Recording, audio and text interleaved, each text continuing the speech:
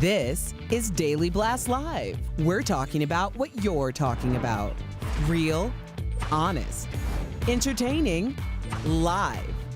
DBL starts right now. 3, 2. Welcome to DBL. It's Thursday, February 25th. I'm Jeff, here with my friends Stephanie and Brandon. Should we dive right in today? Let's go. No small talk. Let's get right to it. Some horrible news for Lady Gaga. I'm sure you guys heard her dog walker was shot last night and thieves took off with her 2 French bulldogs. The dog walker is in the hospital in critical condition, according to People magazine. Now, Lady Gaga is offering a $500,000 reward for her dogs, no questions asked. The thieves took off with Koji and Gustav. The third, Miss Asia, managed to get away. These are dogs we're talking about. There they are right there. As you can see, police were able to recover Miss Asia from the crime scene there. It's unclear if these thieves knew Lady Gaga or that they were her dogs at all, but French bulldogs are in high demand and can typically sell for anywhere between $1,500 to $3,000 a piece, if not more than that. Here's my first question. I'm going to jump right in, okay? What do you mean no questions asked? Don't you want to know who shot your dog walker? That's my first question. I mean, I think she just wants her babies back, because you got to think she hasn't got children. Justice. But I think that's just, she's just saying she wants the dog. No questions asked. She's not worried about that. $500,000 the police following a strict scrutiny of questions. It's the police. I think she's saying, like, let the police handle that when it comes to that. But it's hard. It's hard not to think that this was some sort of inside job, or because we've always been talking about, at least since I've been on this show, we've been talking about how all these Hollywood celebrities' houses have been targeted. So now that you bear down on security of that, and you have more patrol at someone's house, it's harder to go get that Stephanie that Steph R. Jones mug from inside the house. So you get something, you get the dog walker, you know, you get the dogs, and then you try and get money and exploit the celebrity out of that. That's all I can think of, because it's like, why risk it? Why go? Now you're going to go to prison when they catch you for attempted murder for some $3,000 to $15,000 dogs. But why even shoot the dog or shoot the dog walker? That's what I'm saying. If I shot the clerk. Showed me a pocket knife, I'd be like, go here, go for it. Yeah, you know what I mean? Like, Miss Asia, go ahead. Yeah, well, Miss Asia's safe. She ran away and escaped to her freedom. It's kind of like one of those movies like Pets my kids watch, even though someone did get shot. I tried to watch that last night and really struggled, by the way. but all the pets talk. So anyway, so what do you think about this? Why do you...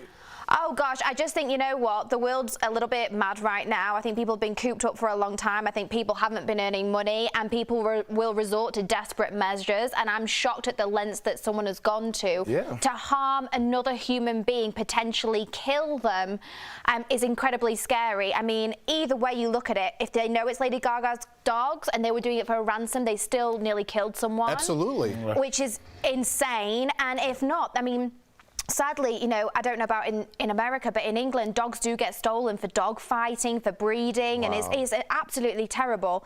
So I'm glad that one of the dogs has got away, and I pray that she's reunited, and I'm glad that the woman is safe and she's doing well in hospital. I'm sure Lady Gaga will be taking care of her. For nearly sacrificing her life to keep her pet safe. In all honesty, I hope the dog walker's safe, and I hope she gets those dogs back, and whoever did that is prosecuted. All right, let's move on to Britney Spears' dad, Jamie. He's telling his side of the story now. So Jamie's lawyer, Vivian Throne, I should say, told GMA that the public has it wrong when it comes to Britney's ongoing conservatorship battle with her father. Jamie has been in control of Britney's finances since 2018.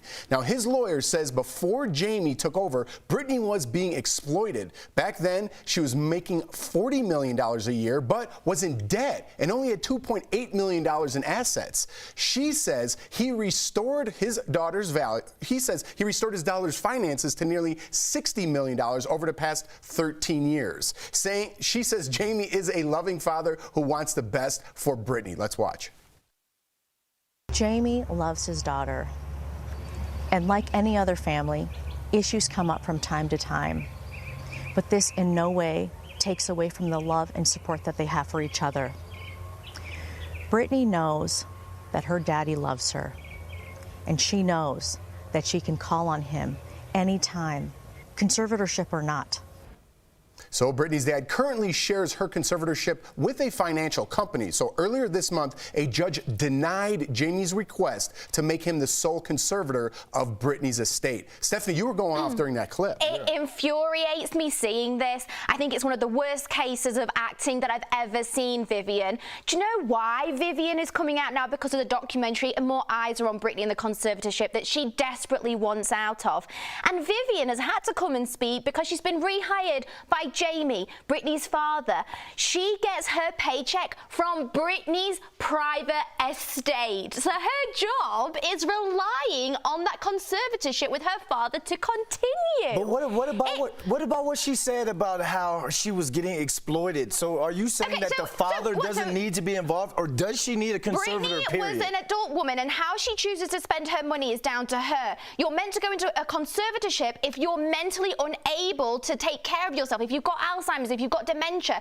She's performing, earning millions of dollars a year. She's a fully grown woman, and she can choose how to spend her money in any way she sees fit. But her behavior outside of, I understand what you're saying professionally. Yes, she was handling business, Stephanie. I understand that. But her behavior outside of her professional career was a little alarming for people. So you mean to tell me that she doesn't need a conservator at all? So as you're saying, anyone with mental health issues needs to be under conservatorship and not be in control of their own life. But not everyone with mental health issues is getting scammed $40 million.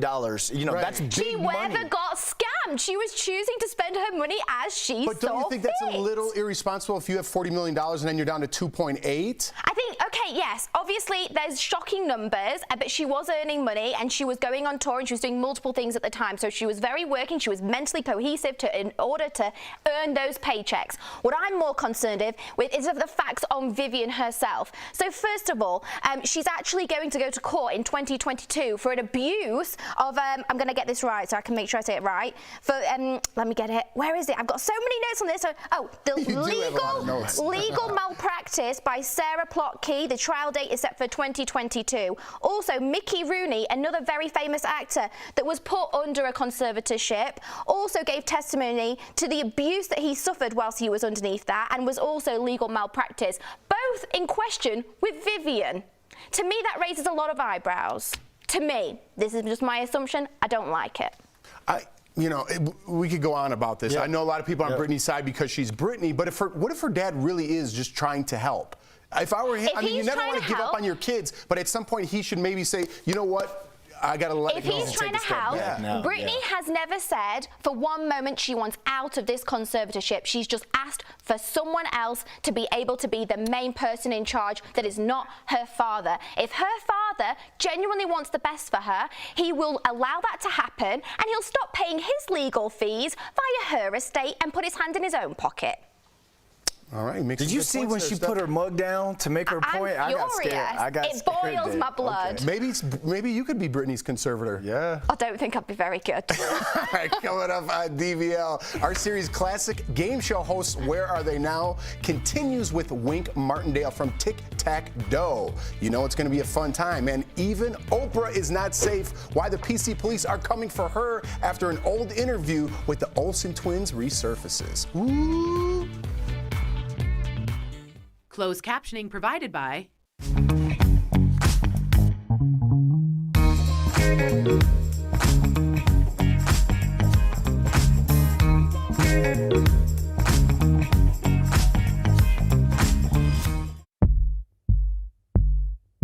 So Stephanie, let's fast forward to delivery day. You go into labor early, your husband is out of town.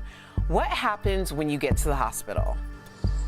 I'm scared out of my mind because I am acutely aware that this is the day I'm going to die. And so imagine being buried alive and you're just holding your breath, or like trying to get as much air as you can as the dirt is being pushed onto you. And so I'm being triaged. The doctor's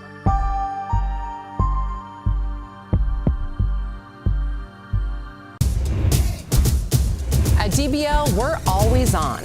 I'm in control. We're trying to give a conversation up here. Shouldn't he be held accountable? Absolutely. This is where I'm going to push back. Is this my shocked face? Tori, I will walk off the set. You should. This February, DBL is all new I agree with Al on this one. every day. Yeah, wow, I said it, Tori. Yo. I'm in control, control, control, control, control, control.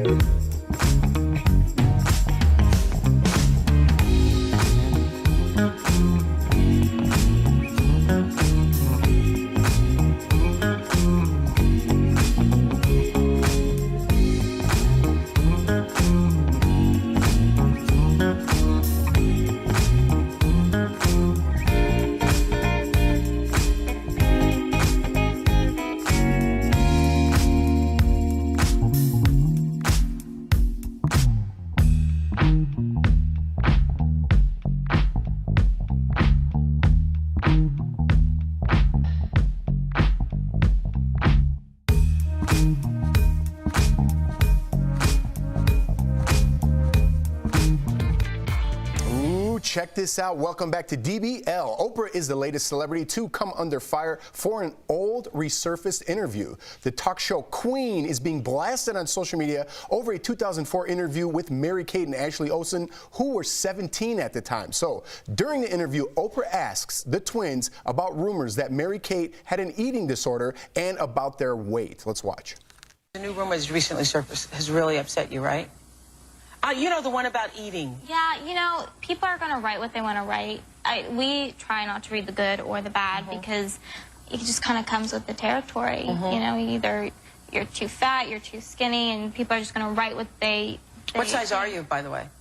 Size? Yeah, I always like to know. I'm really sure. You're not sure? Girls, and you know. That's so interesting. That is so interesting. I'm like obsessed with size, and you're like, I really don't know. So Mary-Kate did eventually seek treatment for an eating disorder later that year. I think this is dangerous. We keep going back and we keep going to and nitpicking each and every single interview and question that's being asked. And here's why. I understand we have to have these conversations. But if you think about it, we didn't have internet back in the day. So one thing that Mary Kay and Ashley said back in the day, oh, we read all, well, I didn't mean internet, since social media, to where an artist doesn't have to go on a show like that and they can just grab their camera, set it up, and talk to their audience. Hey guys, I know you hear these reports about me and my eating habits, my mental health, or whatever it is. Back in the day, Oprah, you don't get as big as that TV show. So what she did was giving them that platform to kind of address those rumors straight from their mouth, because you didn't get it anywhere else. So when we keep going back every time, whether it's the Britney Spears interview and David Letterman and this, some I can sit here and say, yes, that was wrong. You shouldn't have asked that question. But for that person, that artist, whoever's up there, and they're having to deal with everything that's going on in those blog sites and stuff back in the day, that was the platform for them to address their situation straight from their mouth. Stephanie, as a woman, what do you think? But just piggybacking off what Brannon just said, yes, back in the day we didn't be so open on social media, but that's their private business. I'm sure they didn't agree to be laughed at and made fun of by Oprah, the queen of television, that is so warm and open. Who had her weight? I think it's fine for her to ask the question. It's fine to her to say, hey, there's these rumors and I'm concerned, like, do you want to talk about them? That's absolutely fine. But then to sit there and laugh at the interviewee with the audience, that's where I don't like it. She said, I'm obsessed with weight, because Oprah was dealing with her own weight issues at that time, being a heavy-set black woman. Yeah, but she belittled them for being small for the fact that she was bigger than them at the time. I think we're nitpicking, Stephanie. I think we're nitpicking, and it's getting a little bit dangerous now. I could talk about this one all day, but we are out of time. We'll be right back. We all know that movement is like medicine. We're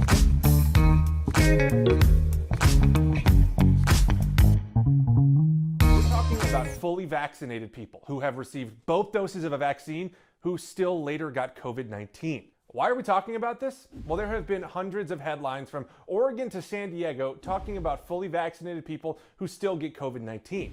That's led to comments like these that question if the vaccine works. So let's verify. Are people who've been fully vaccinated still getting COVID-19? And does that mean the vaccines are ineffective? Our sources are the CDC, the Oregon Public Health Division, and Dr. Daniel Salmon, a professor at Johns Hopkins with specialties in epidemiology and vaccine safety. Oregon health officials report at least 4 cases of fully vaccinated people contracting COVID-19, and at least 1 case was confirmed in San Diego. So yes, these reports are true. But what does that actually mean? Well, Dr. Salmon says it's actually pretty expected. This happens all the time with vaccines. It especially happens when you have very high coverage. Basically, while the Pfizer and Moderna vaccines are roughly 95% effective, they're not perfect. Some people will still get sick after the vaccine, but the context of those cases is key.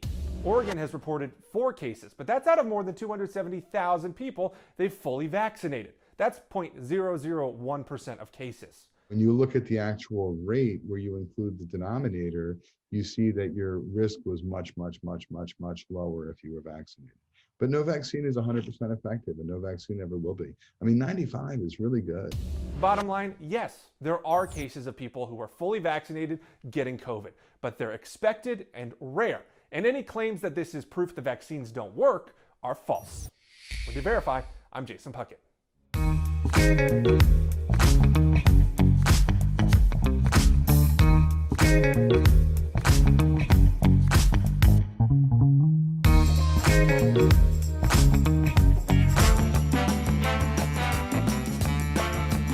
Animal songs for $300 to the pot. According to the lyrics of this 1967 hit song by a famous singing duo, orangutans are skeptical. Orangutans, Wink. Oh.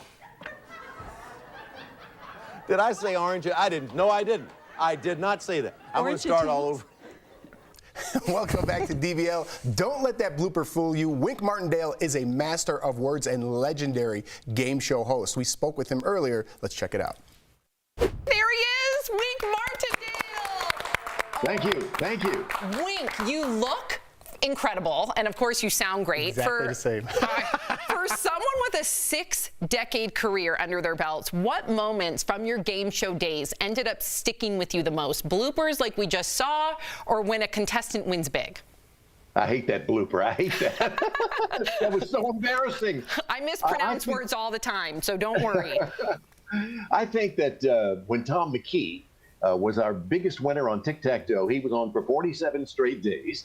He won about $350,000. Wow. And in the 70s, that was a record until Ken Jennings beat that record big time on Jeopardy. Wow. Wink, that's amazing. I got to tell you about the orange thing, too. I didn't think I could ever follow in your career. After that, I'm like, that's me. Me and Wink are the same guy. I do it all the time, Wink, so don't worry about it. I got to know, Wink, where did that name come from? Where did the name Wink come from? Because it's so classic. Well, my real name is Winston, and I had a kid that we played with in the neighborhood growing up named Jimmy McCord, and he couldn't say Winston, and it came out sounding somehow like Winky. So I became the Winky Martindale. And of course, you don't get into this business with a name like Winky. So I shortened it to Wink, and it served me well over the years.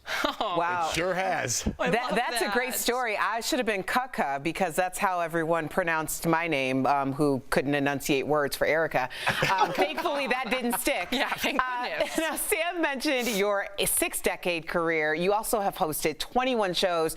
So do you have a favorite show? I think that I would have to say tic-tac-toe simply because I got used to those checks coming in on a regular basis. Oh, yeah. And I did it for almost 13 years. So, plus, everybody seemed to know how to play. It was a simple game. Everybody could understand it. And I think that was the reason for its success over the years. Wow. And Wink, I've noticed that there's, of course, you know, a return of some old game shows like the dating game.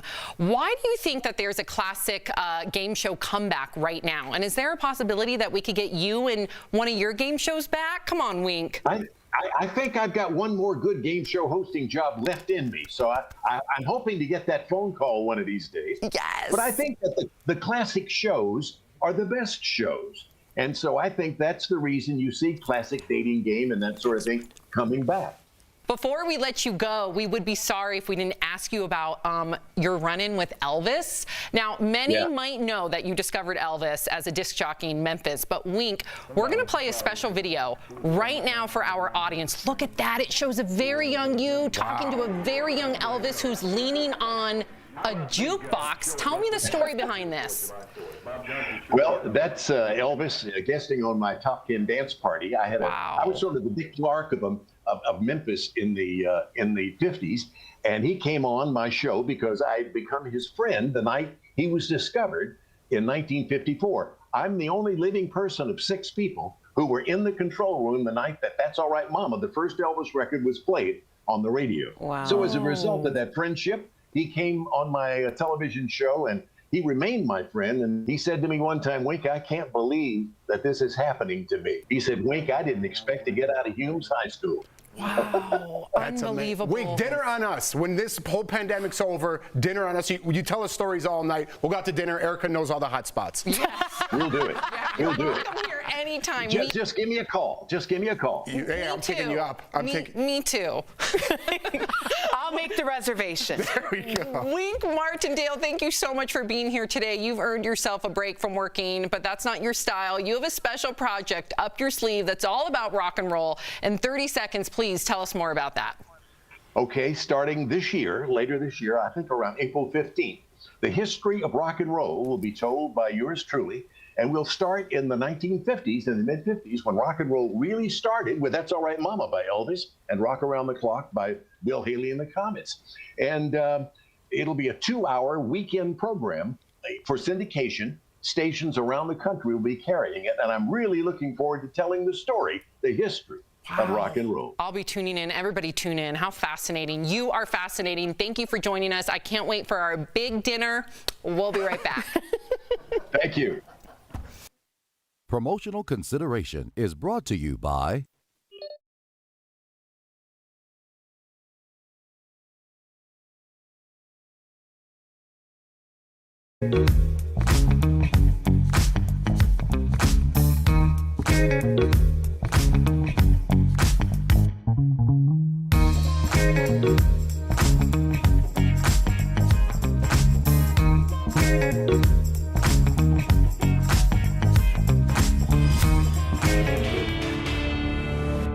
Verify team exists to bring you all the facts you need to know about the coronavirus vaccines. Within days, the FDA is expected to approve Johnson & Johnson's COVID vaccine for emergency use. And if approved, it would be the first single-dose vaccine on the market. So why does the Johnson & Johnson vaccine only use one dose? And is the company working on a double dose? Let's verify. Our sources are Janssen Pharmaceutical Companies and its parent company, which is Johnson & Johnson. A spokesperson for Johnson & Johnson sent us this infographic, which shows that they are currently studying both one-dose and two-dose vaccines, but they got the results for the one-dose trial first. According to this January 29th press release, the single-dose vaccine was 66% effective overall at preventing moderate to severe COVID-19. In trials in the US, results were even better, 72% effective. And Johnson & Johnson has said that these numbers show that one dose of their vaccine is effective enough and will no doubt be easier to get out to people across the country. Dr. Mathai Mammon, the global head of Janssen Research and Development, told us in a statement, quote, "Changing the trajectory of the pandemic will require mass vaccination to create herd immunity, and a single-dose regimen with a fast onset of protection and ease of delivery and storage provides a potential solution to reaching as many people as possible." So we can verify that Johnson & Johnson put out the single-dose vaccine because the company felt comfortable with the efficacy, although it continues to study a two-dose option.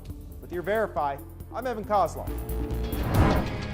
This February, DBL is all new every day.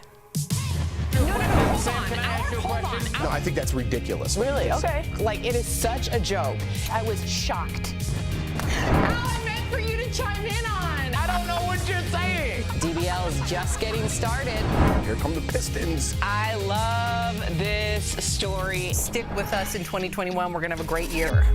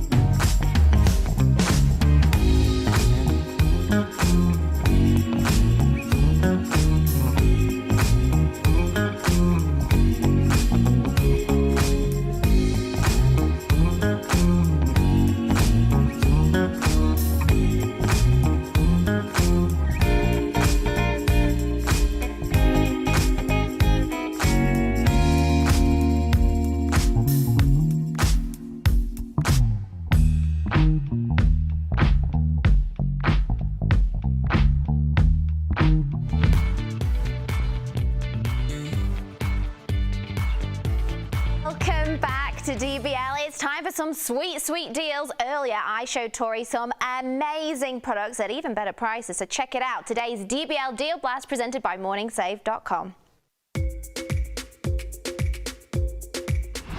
Steph, what do you have for us today? Hey Tori, I'm here with some great products and deals for you guys. So first up, we've got the perfect item to keep your daily essentials clean. Check this out, the Hygiene UVC collapsible large sanitizer bag. And it sanitizes in just 3 minutes with the power of ultraviolet C light. Normally, this is $100, but we've got it for only $35, saving 65%. Okay, and next up, we've got something that's great for listening to music and taking sound wherever you need. It is the Power to Go Thunderboom Bluetooth speaker. It's compact, it's portable, it's travel friendly, and it delivers surprisingly rich sound with deep bass wirelessly. And normally it's $50. Okay. Tori. What? We've got it for $10. Yes! Saving up to 80%. And now, Tori, if you're like me, keeping a tidy house is a bit of a hassle. I'm always spilling and doing stuff all the time. That's me. So this Ready Vac Storm Wet and Dry Hand Vacuum is perfect. It's got all the attachments that you need. It cleans up everyday spills and messes, whether they're wet or dry, at a moment's notice. Now, normally it's as much as $110, but we've got it for only $49. Nice. So 55%. Nice. And last, it's the Cuisinart Round Classic Waffle Maker. Definitely want that on a weekend. It makes delicious waffles fast and easy with large traditional style waffle maker. Now normally this is $55. Okay. But we've got it for $22, saving up to 60%. All right, head on over, guys, to morningsave.com to snag these amazing deals at the lowest prices. You can even visit morningsave.com right on your smartphone. Let's all have waffles together at a good price. Am I right? I want to get my hands on one of those little vacuums. I know, they're good. I'm very excited to use the waffle maker. Waffles are overrated. You think so? They're the most overrated breakfast food in the world. You know why, a bit Brandy? of berries, You seem like a crepe guy to me. No, what? I love crepe. Because I'm kind of fancy? You're kind of fancy. No, You're kind of You and no. Stephanie should go out for crepes sometime. I love crepe. Tea and crepes. All right, guys. Happy Thursday. We'll see you tomorrow, same time, same place.